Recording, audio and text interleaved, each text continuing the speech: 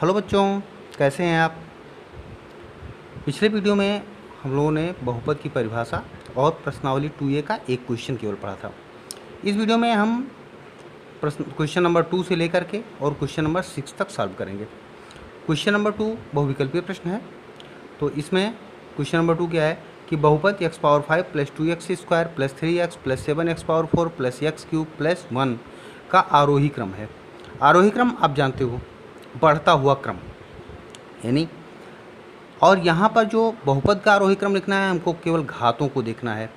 अब देखिए, यहाँ हम सबसे पहले ये देखेंगे सबसे छोटा घात कौन सा है। तो सबसे छोटा घात यानी घात 0 कौन सा होगा, जो केवल आपका अचर लिखा होगा। तो अचर पद यहाँ 1 लिखा है, यहाँ पर यक्स की घात क्या है, 0 है। ठीक है, तो पहले 1, फिर 3x, क्योंकि यहाँ घात कुछ लिखा नहीं दिखाई दे रहा है, लेकिन यहाँ घात 1 है, तो 1 प्लस 3x प्लस फिर घात 2 2x² plus x³ plus 7x⁴ plus x⁴। अब यहाँ घातों को हम अगर क्रम से देखें 0 1 2 3 4 5, ये आरोही क्रम है। तो इसका मतलब ये हुआ कि विकल्प पहला जो है वही सही है। क्वेश्चन नंबर 3 पे आते हैं। यह भी बहुविकल्पीय प्रश्न है। इसमें बताना है कि कौन सा बहुपद नहीं है। तो अब बहुपद नहीं है तो जिसमें चर के घात ऋणोत्तर पूर्णांक होते हैं वो सब बहुपद होते हैं, इसके अलावा बहुपद नहीं होते हैं। ठीक है, तो यहाँ x की घाते 5 है, यहाँ x की घाते 1 है, यहाँ x की घाते 0 है, इसलिए ये बहुपद है। यहाँ x की घाते 5 है, यहाँ y की घाते 5 है, यहाँ y की घाते 1 है, इसलिए यह भी बहुपद है। लेकिन यहाँ पर देखें √x लिखा है। अंडर रूट का मतलब होता है घात 1/2। यहाँ इसका घात जो है भिन्नात्मक है, इसलिए ये पूरा बहुपद नहीं है। ये जो फलन दिया गया है ये बहुपद नहीं है। लेकिन यहाँ चौथे में देखें ये बहुपद है, क्योंकि यहाँ x की घाते 1 लिखा है और यहाँ x की घात क्या है, 0 है। ठीक है, अब आते हैं क्वेश्चन नंबर 4 पे। क्वेश्चन नंबर 4 कह रहा है कि निम्नलिखित फलनों में कौन कौन से बहुपद हैं। बस यही जो क्वेश्चन नंबर 3 में जो नियम हमने लगाया था वही पे हमको बता देना है कि कैसे ये बहुपद हैं कि नहीं है। यहाँ घात देखिए 2 है, 1 है और 0 है। ठीक है, यहाँ x की घात 2 है, यहाँ x की घात 1 है, यहाँ x की घात 0 है, इसलिए ये क्या है, बहुपद है। यहाँ y की घात 8 है, यहाँ y की घात 0 है, इसलिए बहुपद है। यहाँ 1/x लिखा है। बटे का मतलब जब ऊपर लेके जाओगे तो ये हो जाएगा x की पावर -1। अब ये माइनस में इसका घात आ गया, इसलिए बहुपद नहीं है। ये √x लिखा है यहाँ पर चौथी पार्ट, तो √x मतलब x की पावर 1/2, इसलिए ये भी बहुपद नहीं है। यहाँ पर बात करें तो यहाँ पर देखो कि बटे 1/x² लिखा है, इसलिए जब ये ऊपर जाएगा तो ये माइनस में हो जाएगा, इसलिए यहाँ पर भी ये बहुपद नहीं है। लेकिन पार्ट 6 में देखें तो x⁴ है, यहाँ x⁴1 है, यहाँ x⁴0 है, तो ये बहुपद है। ठीक है, फिर अगला देखें तो यहाँ पर x⁴2 है, यहाँ x⁴1 है, यहाँ x⁴0 है, तो ये भी बहुपद है।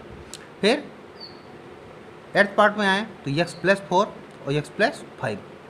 ठीक है, तो यह भी बहुपद है। x+5 का होल स्क्वायर, ये भी बहुपद है। ठीक है, अब बात करते हैं क्वेश्चन नंबर 5 में। क्वेश्चन नंबर 5 में है निम्नलिखित में से प्रत्येक में x² का गुणांक लिखिए। तो अब x² का जो गुणांक लिखना है, बाकी से हमको कोई मतलब नहीं है। x² के अलावा उस पद में जो भी गिनती लिखी हुई है या जो भी अन्य कुछ अक्षर लिखा हुआ है वही उसका क्या होगा, गुणांक होगा। अब यहाँ पर देखो 2 + x² + x लिखा है, तो हमको इससे ना मतलब है ना इससे मतलब है।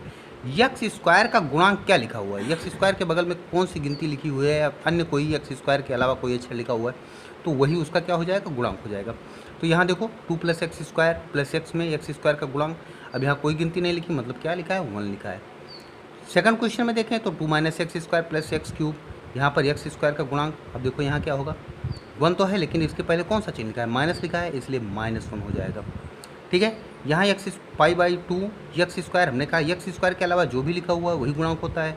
ये क्या है, π/2 है, तो π/2 हो गया। अगले में देखो तो √2x - 1। अब यहाँ पर देखो यक्स स्क्वायर का यहाँ पद ही नहीं है, मतलब क्या हुआ कि यक्स स्क्वायर का जो गुणांक है वो 0 है, क्योंकि हम जानते हैं 0 से गुणा करने पर उसका वैल्यू जो होता है 0 हो जाता है, कोई भी पद हो। ठीक है, अब आते हैं क्वेश्चन नंबर 6 पे। क्वेश्चन नंबर 6 में हमको बताना है कि क्वेश्चन नंबर 6 में निम्नलिखित में से एक पदी, द्विपदी और त्रिपदी मालूम कीजिए। हमको ये बताना है किसमें एक पद है, किसमें दो पद हैं, किसमें त्रिपद हैं। ठीक है, तो इसमें एक पदी, द्विपदी और त्रिपदी ज्ञात करने के लिए सबसे पहली चीज़ जान लीजिए कि जो प्लस और माइनस का चिन्ह होता है वही हमको पद अलग करता है। अब केवल यहाँ 10x लिखा हुआ है, 10 और x के बीच में प्लस नहीं लिखा है, माइनस नहीं लिखा हुआ है, इसलिए 10x क्या है, केवल एक पद माना जाएगा, इसलिए क्या हो गया, एक पदी।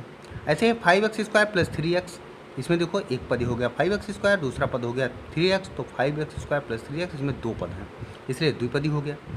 x प्लस 1 का होल स्क्वायर लिखा है, अगर हम a प्लस बी के होल स्क्वायर पे इसको तोड़ दें, पिछले क्लास में आप जानते हो कि a प्लस बी का होल स्क्वायर बराबर होता है a square plus B square plus 2ab, यानी वहाँ पर 3 पद आ जाते हैं। तो ऐसे x प्लस 1 का होल स्क्वायर करोगे तो यहाँ पर भी ये x square plus 2x plus 1 हो गया, मतलब ये हो गया त्रिपदी। यहाँ पर भी x प्लस 9 का होल स्क्वायर है, तो ये भी आपका, इसको अगर हम विस्तार करें इसका तो x square plus 18x plus 81, ये भी आ गया आपका त्रिपदी। इसमें हम देख रहे हैं कि 1 2 3 पद हैं, जैसे त्रिपदी, माइनस 25x एक पदी।